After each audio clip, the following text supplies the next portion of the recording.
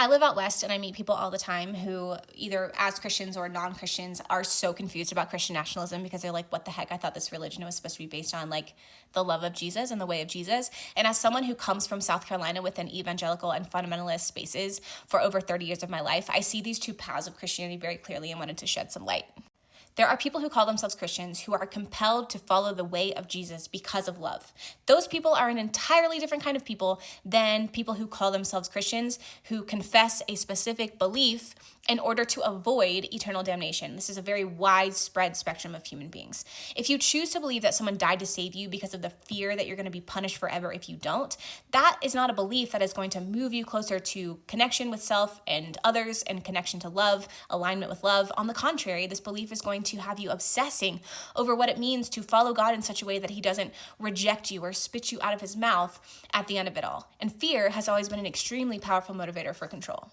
These layers of religion and class and power are just distortions of separateness. There is no separating what is one harmonious thing. Like zoom out into space, imagine yourself like watching the earth float, and then zoom out some more. We are a speck in an ever-expanding universe. And so what hurts some of us hurts all of us. This is why we have to trace the roots of our beliefs and see where fear is driving us to believe that we are separate from one another or that we are better than one another. It's not right belief that aligns you with love. It's inner transformation. And that doesn't just magically happen because you believe something to be true. And if you were raised in circles like I was, you may not even realize how teachings like total depravity can wire us towards self-hatred and shame and guilt, which makes it hard not only to love ourselves, but it makes it hard to accept love from other people, and it makes it hard to love other people. When you've been taught that your sinful nature is deserving of eternal damnation, and you operate from that space of feeling undeserving, depraved, in need of saving, you will also project those attributes onto others, especially when they don't fall in line with your beliefs.